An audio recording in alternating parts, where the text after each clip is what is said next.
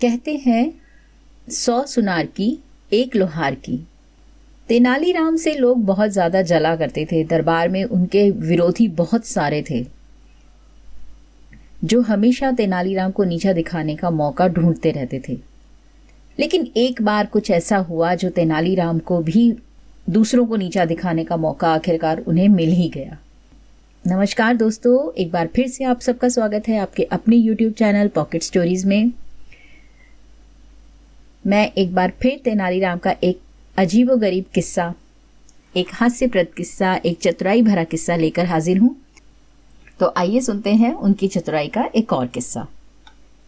एक बार फारस देश से घोड़ों का एक व्यापारी बहुत ही उत्तम नस्ल के जो घोड़े होते हैं वो लेकर के विजयनगर आया। अब सभी लोग जानते थे कि महाराज कृष्णदेव राय जो है घोड़ों के उत्तम पारखी हैं। उनके अस्तबल में चुनी हुई नस्लों के बहुत सारे घोड़े थे। महाराज ने फारस के व्यापारी जो घोड़े लेकर के आया था उनका निरीक्षण किया, उनको देखा अच्छे से, और उन्हें लगा कि ये घोड़े जो हैं वो दुर्लभ नस्ल के हैं, मतलब बहुत ही अच्छी नस्ल के घोड़े हैं। तो उन्होंने व्यापारी से सभी घोड़े जो थे वो खरीद लिए, क्योंकि वो अपनी घुड़सवारी सेना को और मजबूत और सुसज्जित करना चाहते थे। जब घोड़ों का व्यापारी जो है वो चला गया तो महाराज ने अपनी घुड़सवार सेना के कुछ चुने हुए सैनिकों को बुलाया और एक एक घोड़ा देते हुए उसकी अच्छी तरह देखभाल करने और उसे भली भांति प्रशिक्षित करने को कहा। साथ ही उन्होंने यह भी कहा कि घोड़ों के प्रशिक्षण और उनके भोजन का जो खर्चा है वो सारा राजकोष से होगा, राजकोष से किया जाएगा। तेनालीराम जो था, जब उसको ये बात पता चली तो वो भी महाराज के पास पहुंचा और बोला कि महाराज मुझे भी एक घोड़ा दे दीजिए। तो महाराज ने उसे भी एक घोड़ा दे दिया। तेनालीराम ने घोड़े को घर पे लाकर अस्तबल में बांध दिया। लेकिन ना जाने उसे क्या सूझा कि उसने अस्तबल के सामने की जो दीवार थी उसको और अच्छा मजबूत बनवा दिया। अब अस्तबल की स्थिति ऐसी हो गई कि ना तो घोड़ा कहीं बाहर जा सकता था और ना ही कोई उस अस्तबल में प्रवेश कर सकता था। तेनालीराम ने अस्तबल की जो दीवार थी, एक दीवार में उसने एक छोटी सी खिड़की निकलवा दी जहां से घोड़े को दाना पानी दिया जा सके, और उसी खिड़की से तेनालीराम घोड़े को हरी घास दाना पानी देता और घोड़ा भी खिड़की से अपना मुंह बाहर निकालकर उसे मुंह में दबाता और अंदर खींच लेता। घोड़े को पानी भी इसी खिड़की से दिया जा रहा था। करीब 1 महीना बीत गया। 1 महीने के बाद महाराज ने घोड़े की सुध-बुध ली और ये जानने की कोशिश की कि किस प्रकार उनकी देखभाल, उनका प्रशिक्षण का जो काम है वो चल रहा है, और उन्होंने सभी सैनिकों को अपने अपने घोड़े लेकर दरबार में आने को कहा। हृष्ट-पुष्ट और भली भांति प्रशिक्षित घोड़ों को देखकर महाराज जो थे वो बहुत प्रसन्न हुए। लेकिन तभी उन्होंने देखा कि तेनालीराम और उसका घोड़ा कहीं दिखाई नहीं दे रहा। अब उन्होंने इधर उधर अपनी नजर दौड़ाई तो महाराज ने पूछा कि तेनालीराम कहाँ है? जाओ उससे भी कहो कि वो भी अपना घोड़ा लेकर के हमारे सामने आए। एक जो सैनिक था वो तेनालीराम के घर की तरफ दौड़ा और उसने महाराज का संदेश जो था सुना दिया तेनालीराम को और कहा कि जल्दी से अपना घोड़ा लेकर महाराज के सामने हाजिर हो जाओ। लेकिन तेनालीराम जो था वो अकेले ही चल दिए। अब उसे अकेला आया हुआ देखकर महाराज बोले, तुम्हारा घोड़ा कहाँ है? आज मैं सभी घोड़ों का मुआयना कर रहा हूं कि उनकी कैसी देखभाल हो रही है। जाओ तुम भी अपना घोड़ा लेकर आओ। तेनालीराम ने कहा कि क्षमा करें महाराज, आपने मुझे जो घोड़ा दिया वो थोड़ा गुस्सैल है, अड़ियल भी है। मैं तो उसे अपने साथ लाना चाहता था लेकिन मेरे लिए ये संभव नहीं हो पाया। तो महाराज बोले, यदि ऐसा है तो मैं कुछ बहादुर सैनिकों को तुम्हारे साथ भेजता हूं जो तुम्हारे साथ जाकर के घोड़ा ले आएंगे। तो तेनालीराम ने कहा कि नहीं नहीं महाराज, ऐसा हरगिज मत करना। अब तक घोड़े की देखभाल मैंने की है और मैं एक ब्राह्मण हूं, इसलिए अच्छा तो यही होगा कि आप किसी पंडित या पुरोहित को घोड़ा लाने के लिए मेरे साथ भेज दें। अब उस समय राजपुरोहित जो हैं वो दरबार में उपस्थित थे, जो कुछ पूजा पाठ कर्मकांड वगैरह करवाने के लिए वहां आए हुए थे। राजपुरोहित जी का नाम था सुब्बा शास्त्री। तो महाराज ने उनसे पूछा कि शास्त्री जी, क्या तुम तेनालीराम के साथ जाकर उसके अस्तबल से घोड़ा यहाँ ला सकते हो? तो अब सुबा शास्त्री जो है वो वैसे ही तेनालीराम और महाराज की निकटता देख करके काफ़ी जलता भुनता था। तो उसे लगा कि तेनालीराम को नीचा दिखाने का जो है मौका मिल गया उसे फिर से। तो उसने कहा कि हाँ हाँ महाराज, क्यों नहीं, मैं अभी जाकर घोड़ा ले आता हूँ। ऐसे घोड़ों की तो बात ही क्या है, मैं तो 10 बिगड़ैल गुस्सेल घोड़ों को साथ ला सकता हूँ।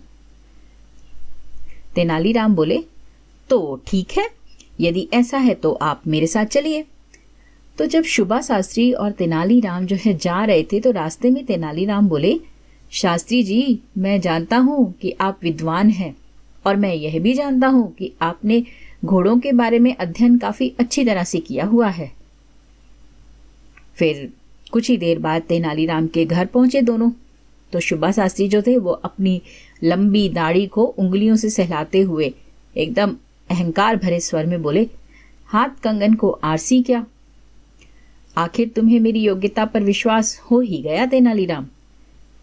तो तेनालीराम बोले, लेकिन शास्त्री जी, मेरा घोड़ा कोई साधारण घोड़ा नहीं है, इसलिए मेरा कहना माने तो पहले खिड़की से झांक कर देख लें, इसके बाद ही अस्तबल की दीवार तोड़कर घोड़े को बाहर निकालने की सोचना।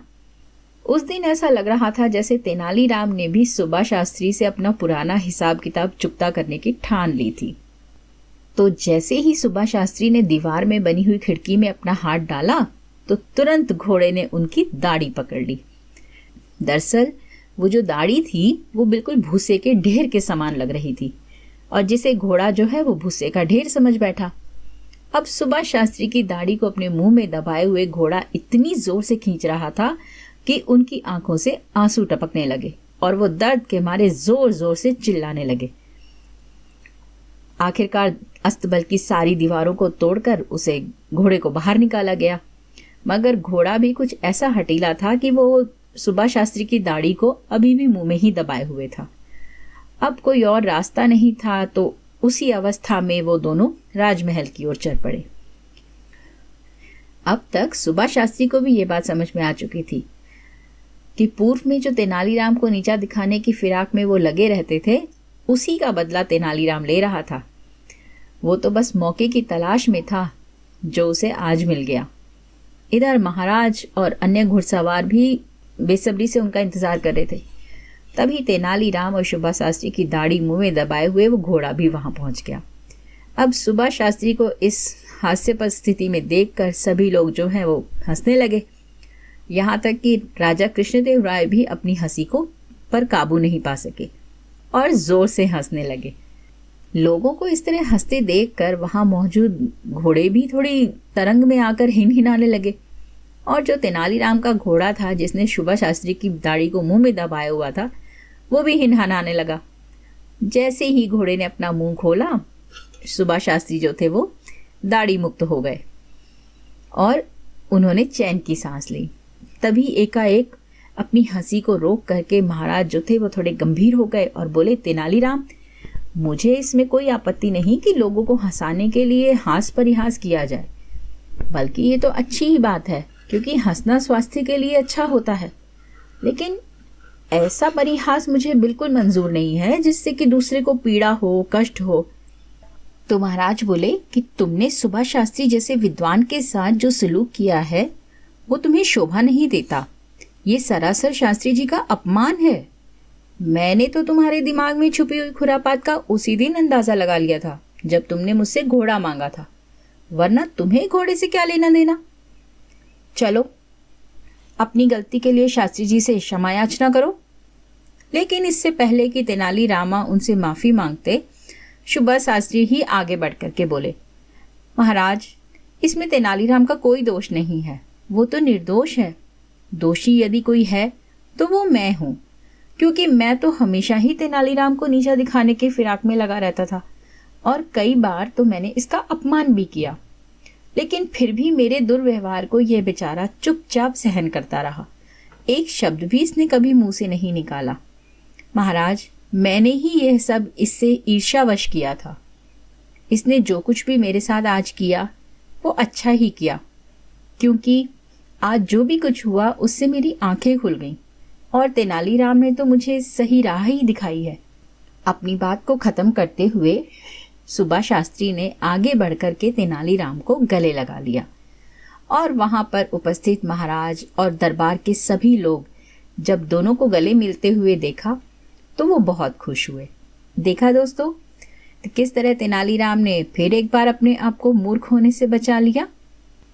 तो आपको तेनालीराम का ये किस्सा कैसा लगा, मुझे कमेंट सेक्शन में लिखकर ज़रूर बताइएगा। और अगर आप मुझसे किस तरह की कहानियाँ सुनना चाहते हैं, मुझे वो भी लिखकर ज़रूर बताइएगा। मिलती हूँ फिर एक और नई कहानी के साथ। तब तक के लिए नमस्कार।